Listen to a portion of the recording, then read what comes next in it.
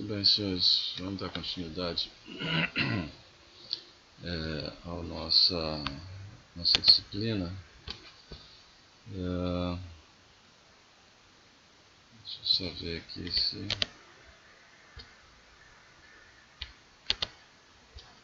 eu consigo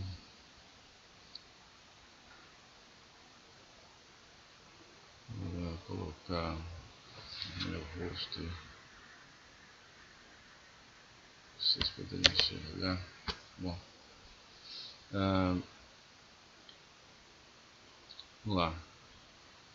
A gente viu na primeira parte como as partes constituintes de um sistema de processamento de sinal, né? Viu que um sistema digital de processamento ele precisa fazer uma amostragem, né, do sinal contínuo, se é um sinal contínuo de tensão ou o sinal já vem amostrado, né, através de um canal de comunicação qualquer, serial, enfim, canal de comunicação qualquer, e os valores analógicos chegam para o processador, né, dos sinais, já na forma digital, né? Ou ele digitaliza, e para isso ele tem que fazer uma amostragem do sinal, né, como a gente viu. Agora a gente vai começar a entrar realmente na parte de processamento e das considerações que são feitas para se realizar um processamento, e que técnicas são utilizadas para se processar um sinal. Então, dando aquela geralzinha, né? O processamento digital é uma manipulação matemática dos valores representativos do sinal de entrada, né? É o resultado daquela quantização do sinal analógico, né? da amostragem do sinal analógico. Então, o processamento de sinal vai ser uma manipulação desses valores, né? Para gerar uma outra informação em termos de um sinal, né? Basicamente são feitas algumas amostras de entrada do sinal, né? Executa-se um algoritmo para essa amostra, esse conjunto de amostras que foi feito, e dependendo do algoritmo, né, o resultado, né, desse processamento pode ser exposto através de um outro sinal, um sinal de saída analógico ou não, né? O algoritmo depende do processamento que se quer fazer sobre o sinal, obviamente. A vantagem é que a gente não precisa mexer no circuito físico, né? Se a gente altera a vantagem do processamento digital de sinais, para alterar o comportamento de um sistema, né, de processamento, basta alterar o algoritmo do processador, na via de regra, né? Um exemplo, a alteração da amplitude do sinal. Isso aqui é um exemplo muito simples, né, em que eu estou processando o sinal, né, o meu sinal de saída, quer dizer, em uma linha, né, isso aqui é uma linha de processamento, né, em C, isso aqui. Então, o meu sinal de saída, cada amostra do meu sinal de saída é o meu sinal de entrada, é a amostra do meu sinal de entrada multiplicado por um fator K, né, e esse K, se ele for maior que 1, eu estou amplificando o meu sinal de entrada. Se for menor que 1, eu estou, como é que se diz? Atenuando o meu sinal de entrada, tá? Então, sim, só para exemplificar, uma coisa bem simples, não deixa de ser um processamento aqui do sinal, tá? Aqui é uma forma mais gráfica, em blocos, de representar um processamento, né, de um sinal de saída. É o somatório das quatro últimas amostras do sinal, né? Esse T representa o período de amostragem, né? Então, é o tempo entre uma leitura do sinal e outra. né? Então o que eu estou fazendo? Eu estou pegando aqui as 4 últimas amostras do sinal de entrada e estou dividindo por 4, né? Mesma coisa que multiplicar por 5, por 0,25. Então o que eu estou tendo na saída? A média das últimas 4 amostras do sinal de entrada. Tá? Uma maneira de representar isso aqui. Isso aqui é a soma de decorrência, depois vocês podem olhar com calma nos slides, que eu já passei para vocês.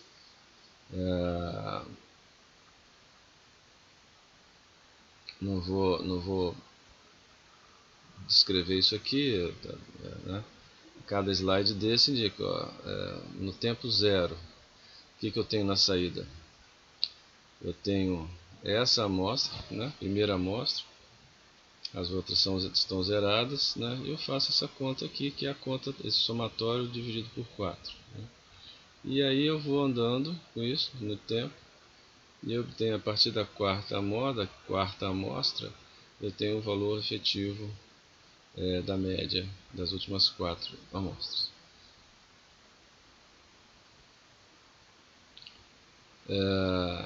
Esse tipo de algoritmo, vamos dizer assim, né, chamado de filtro de média móvel, ou Moving Average Filter, né, bastante utilizado, tá? Para eliminar componentes de alta frequência num sinal, aqueles picos, ruído, né? Então tem sua utilização prática, sim, não é só teórica, não. Eu mesmo utilizo isso aqui em algumas aplicações.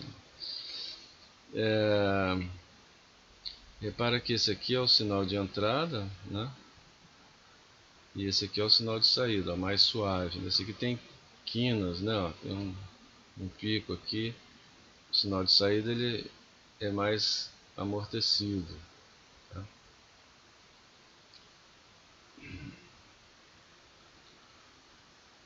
Como é que se implementa isso em C? Uma linha também, né? A próxima amostra do sinal de saída é a média aritmética das últimas 4 amostras do sinal de entrada. A implementação disso aqui é essa linha aqui, em C. Tá? Então, coisa bem simples. Mas, como eu falei, de uso prático. Esse tipo de circuito, vamos dizer assim, né, de algoritmo, né, é chamado de filtro de resposta finita ao impulso, ou Finite Impulse Response Filter. Né? Repara que a saída, né, sinais, as amostras do sinal de saída dependem apenas de amostras do sinal de entrada. Não, só estou pegando amostras do sinal de entrada. Né?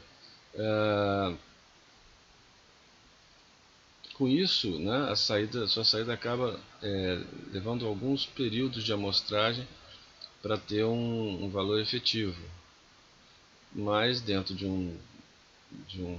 uma sequência aí grande, né, essa quantidade de tempo de amostragem aqui não, é irrelevante. É um filtro, é um tipo de filtro, né? Esse filtro de resposta finita ao impulso é um filtro estável, tá? Mas é um pouco mais lento, como a gente vê. Ele precisa, para ter uma resposta efetiva, né? Só a partir do enésima amostra, né? Se eu estiver usando aqui as últimas 4 amostras, só depois de 4 amostras eu vou ter um resultado efetivo. Mas ele é bem estável e não oscila. Já existe um outro tipo de categoria de filtro, que são os filtros recursivos, ou filtros infinite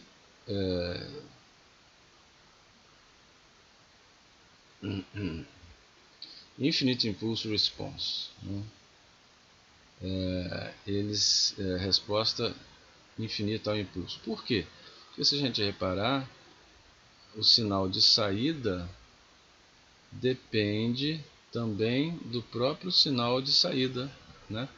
A amostra atual do sinal de saída depende aqui, ó, T aqui, ó, da amostra anterior do próprio sinal de saída e da anterior, né?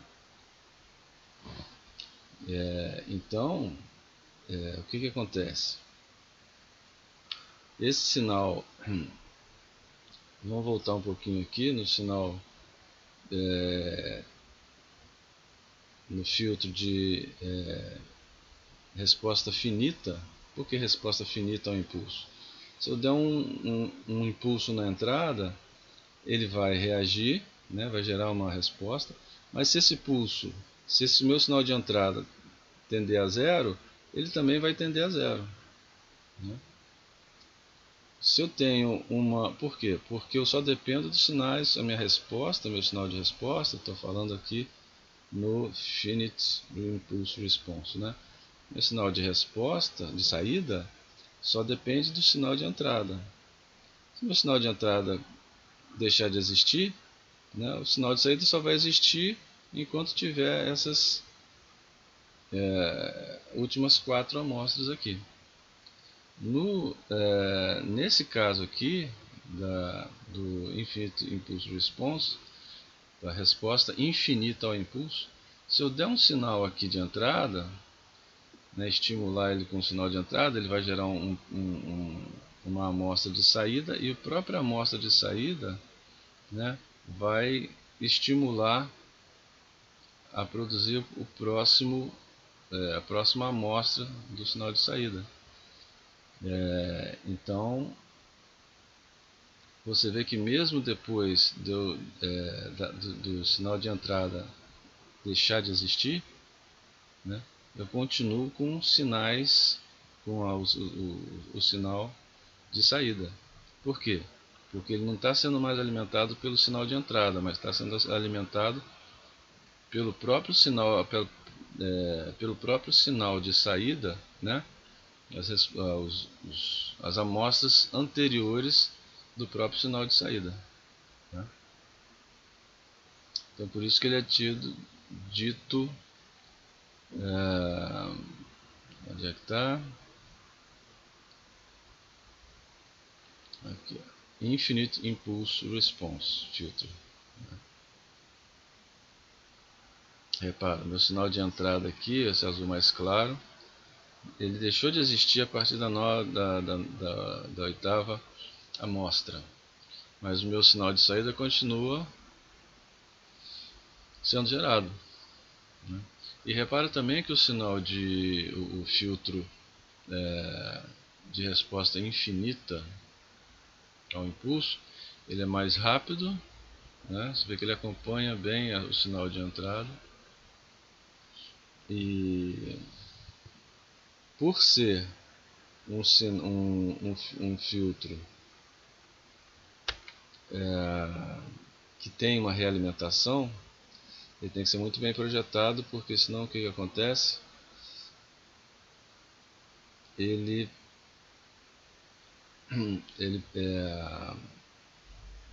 aqui, ó.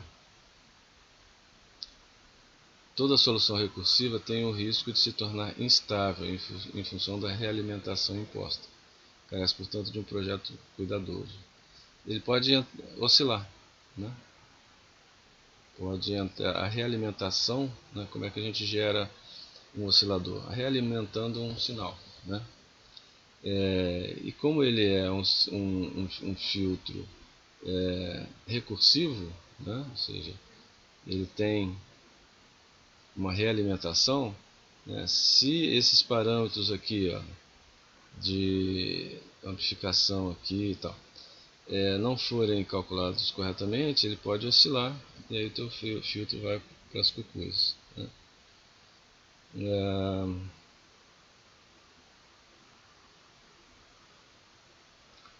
Muito bem. Filtros recursivos utilizam menos memória, precisa de menos amostras de entrada do que os filtros não recursivos, aqueles de resposta finita. Os filtros recursivos podem oscilar, como eu comentei. O filtro não recursivo, né, o de resposta finita, não tem problemas de instabilidade, mas é um pouco mais, ele não responde tão rapidamente quanto o filtro recursivo. Na prática, né, os filtros digitais utilizam as duas abordagens juntas, ou seja, utilizam amostras prévias do sinal de entrada e amostras prévias do sinal de saída, tendo o cuidado, né, no projeto.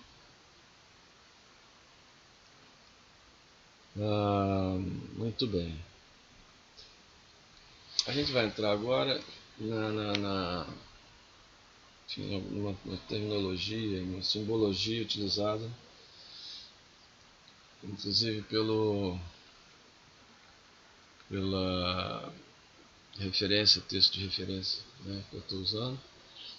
Aqui só para chamar a atenção, né, sinais contínuos usam parênteses, sinais discretos usam colchetes, sinais no domínio do tempo usam letras minúsculas e sinais no domínio da frequência usam letras maiúsculas. Okay? Esse aqui no domínio do tempo, né, a variável independente aqui é o tempo, t, e aqui é a variável, é a amostra n. Porque sinais discretos vão estar representados através de amostras, né, do sinal contínuo no tempo que a gente discretizou para caber na memória do computador, né? Então, tidos esses comentários sobre a terminologia, bom, continuando aqui, né? Sinal contínuo no tempo, x minúsculo entre parênteses, né? Resposta y entre parênteses t. Um sinal, o mesmo sinal, vamos dizer, discretizado é x de n, né? Y de n. O n, colchete, o n indicando que é um sinal discreto, mas ainda no domínio do tempo.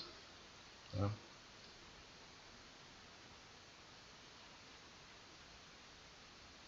Se fosse no domínio da frequência, que seria y maiúsculo, maiúsculo.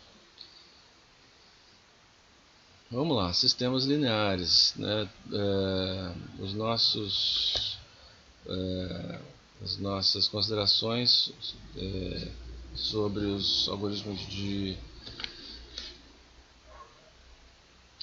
processamento que a gente vai usar vão considerar que os sistemas sejam lineares, né? A maioria deles são. E para o nosso caso aqui, né, o que a gente considera que seja um sistema linear, né, no âmbito do processamento digital de sinais? Que o sistema seja homogêneo, vamos usar a característica, né? Tem a característica da homogeneidade, da aditividade e da invariância no deslocamento do tempo. Essas três características têm que ser atendidas para um sistema ser considerado linear no âmbito do processamento digital de sinais. Vamos ver o que é isso. Muito simples, né? A homogeneidade prega que se eu tenho um sinal, se eu tenho um sistema que aplicado a ele um sinal de entrada x, ele gera um sinal de saída y. Então, se eu aplicar nele o mesmo sinal x na entrada, o mesmo sinal x multiplicado por um fator k, a saída dele vai ser o mesmo sinal y multiplicado pelo mesmo fator k da entrada aqui. Tá? Então, se aplicado x, ele gera y. Se aplicado kx, ele gera ky. ok? Um exemplo aqui, eu dei um exemplinho aqui, aliás esse exemplo está lá no texto. Um resistor, por exemplo, né? Se eu aplico uma corrente nele, se eu aplico uma tensão nele, eu vou desenvolver uma corrente nele e uma potência dissipada aqui. Se o meu sinal de entrada é a tensão e o meu sinal de saída é a corrente, eu tenho um sistema homogêneo. Por quê? Se eu multiplicar a tensão por 2, a minha saída vai ser o I multiplicado por 2. Por quê? Porque V é igual a RI, ou I é igual a V sobre R. Então é uma relação linear. Agora, se eu considerar como sinal de entrada a minha tensão e como sinal de saída a potência dissipada, meu sistema não é homogêneo. Por quê? Porque se eu multiplicar por 2 a minha tensão, eu vou multiplicar por 4 a potência, né? Porque a potência é V ao quadrado sobre R. Né? Então não é uma relação linear. Ok? Muito bem, homogeneidade.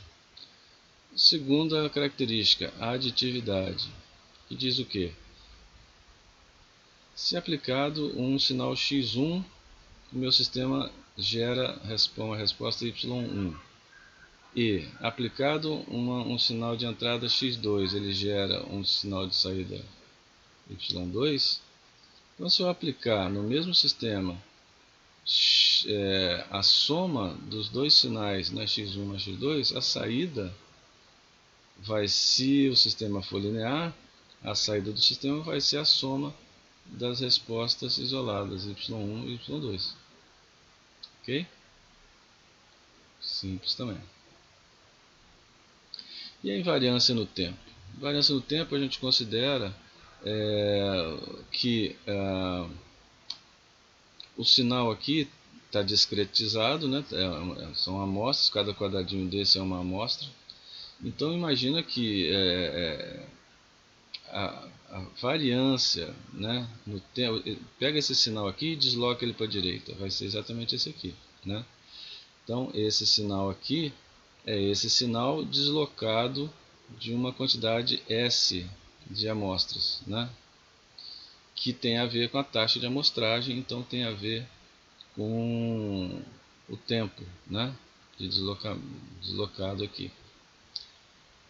A regra diz que, se aplicado a um sistema linear, né, aplicado um sinal x de n, ele responde com y de n. Então, se eu aplicar um sinal x de n mais s, ou seja, é o mesmo sinal, aqui, ó, mesmo sinal, só deslocado aqui para a direita. Então, se eu aplicar esse sinal no sistema, minha resposta vai ser a mesma resposta y deslocada de S amostras também. Né? Você pode ver que a resposta aqui está deslocada S amostras. Tá? O mesmo número de amostras que foi deslocado aqui. Então, essas são as três regras que o sistema deve, comportamento, né, que o sistema deve ter para ser considerado um sistema linear. E daí a gente tem algumas características importantíssimas a serem consideradas no processamento que a gente dos sinais que a gente vai ver. Algumas propriedades são dos sistemas lineares: a comutatividade, ou seja, se eu tenho um sistema composto por dois subsistemas A e B que são lineares, né? Se eu aplico x nessa configuração e minha resposta é y, então eu posso trocar aqui, né? Primeiro processar B e depois processar A, que a minha resposta vai ser a mesma. Okay? Comutativo, eu posso trocar de sequência aqui se os dois sistemas A e B são lineares. Eu posso multiplicar por uma constante, como a gente já viu, né? meu sinal de entrada, que eu vou ter um sinal de saída multiplicado por essa constante. Isso a gente já viu. Eu não posso multiplicar dois sinais. Ok?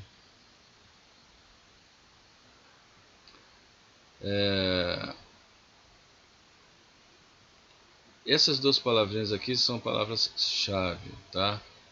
Síntese e decomposição. Síntese é a operação que gera um sinal de saída a partir da soma de vários sinais de entrada. Ok? Com amplitude alterada ou não. E decomposição é a operação inversa, é a determinação dos sinais que compõem um sinal de entrada. Por exemplo, eu tenho esse sinal aqui, ó, tá? Eu posso decompor esse sinal nesses três sinais. Né?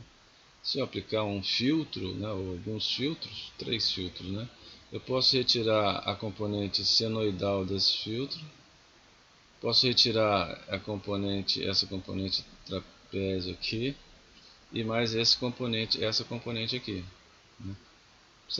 A gente pode até verificar aqui, ó, aqui tem essa descida, né, junto com essa descida dessa componente senoidal, a gente pode ver que aqui tem uma descida maior. Você vê que aqui, ó, no início está zerado, aqui está zerado, é só a componente senoidal mesmo. Né? Aqui sobe mais um bocadinho, porque já entra essa parte aqui. Né? Enfim, eu posso decompor esse sinal aqui nesses três sinais. De outra forma, a operação inversa, eu posso pegar esses três sinais, pegar amostra por amostra aqui, né? Somar cada amostra, né? A primeira, a segunda, a terceira. Se eu somar esses sinais aqui, eu vou obter esse sinal aqui. Então, eu estou sintetizando esse sinal através de três formas básicas aqui. Tá? Então, decomposição, síntese. E essas duas operações complementares são o pulo do gato aí do processamento digital de sinais, né? É a superposição. Vamos ver o que é isso.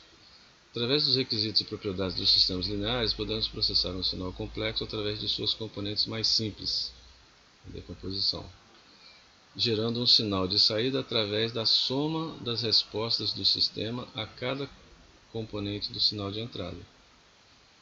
A soma das respostas de cada componente, a resposta do sinal de cada componente, que é a síntese.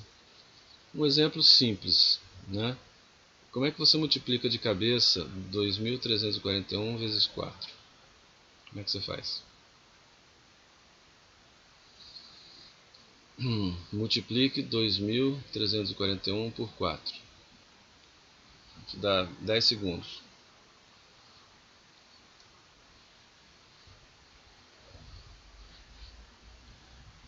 Você não precisa ter terminado de fazer a conta, mas eu costumo fazer assim.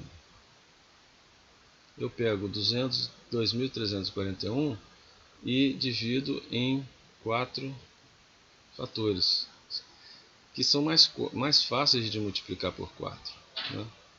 Eu pego o 2.000 multiplico por 4, pego o 300 multiplico por 4, o 40 multiplico por 4 e 1 multiplico por 4. Ou seja, eu estou decompondo aqui o meu sinal de entrada. O meu sinal de entrada é esse valor aqui. Né?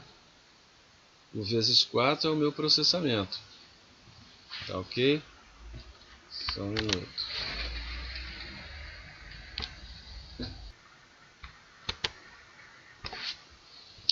Então, voltando aqui. Essa é a decomposição. Meu sinal de entrada, né? Simulando que seja isso. Eu estou decompondo em 4 amostras mais simples de processar. Né? Eu processo cada amostra, ou seja, multiplico por 4 cada amostra. E depois eu gero a resposta do meu processamento, somando o resultado do processamento de cada amostra do meu sinal de entrada. São esses valores aqui. E sintetizo a minha resposta. Okay? Essa é a ideia. decompor um sinal complexo em amostras mais simples, processar essas amostras individualmente, né? Gerando várias componentes, né, do sinal de saída, depois sintetizar somando cada componente do sinal de saída no sinal composto, né, de saída. Ok? Então é exatamente isso. Eu tenho um sinal complexo de entrada. O que eu faço? Decomponho em vários sinais simples de entrada. Tá? Repara que isso aqui são coisas parecidas com um sinal de impulso, com um impulso, né?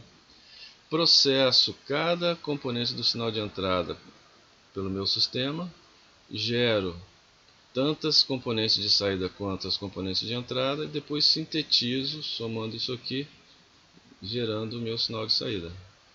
Ok? Decomposição, síntese. A gente vai ver duas técnicas de decomposição, né? Decomposição em impulsos, por impulsos, e decomposição de Fourier. Na decomposição por impulsos é o que a gente acabou de ver nesse slide aqui. Dado um sinal, eu decomponho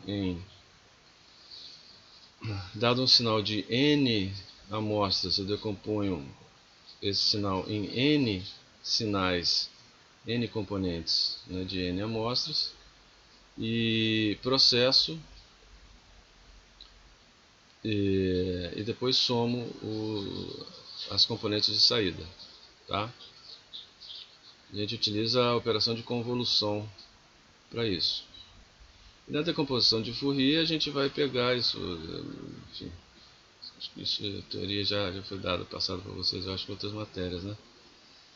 Eu pego um sinal de um sinal de entrada e decomponho em várias componentes senoidais de frequências e amplitude diferentes para obter o sinal de saída. Enfim, a decomposição de Fourier também é muito utilizada, né? É base para outras técnicas aí de decomposição, enfim.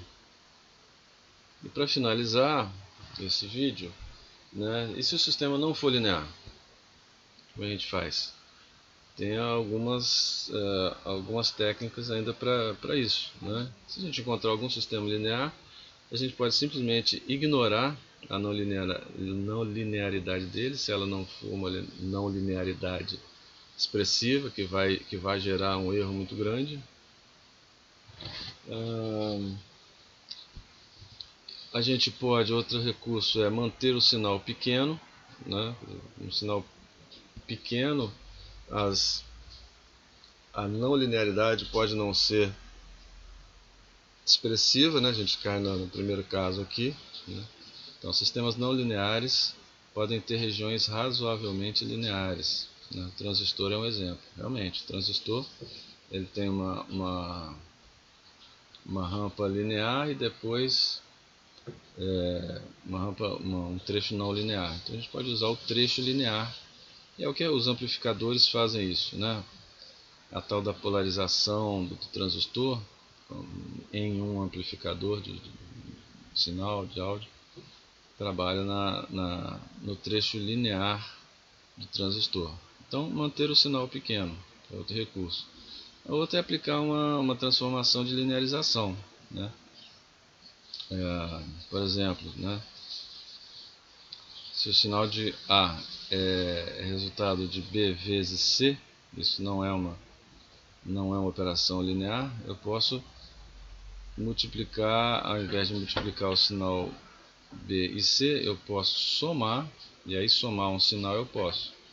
Né? Eu somo o log de B com o log de C, gerando como resultado o log de A. Depois eu extraio o sinal A desse log aqui. Tá? Então é uma maneira também de trabalhar com sistemas não lineares. Mas via de regra, nossos sistemas que a gente vai trabalhar são lineares, né? Tá ok? Então esse é o nosso vídeo dessa semana, e qualquer coisa vocês retornam aí, qualquer dúvida pode me mandar e-mail, tá ok? Ok, então deixa eu sair daqui, um abraço para vocês.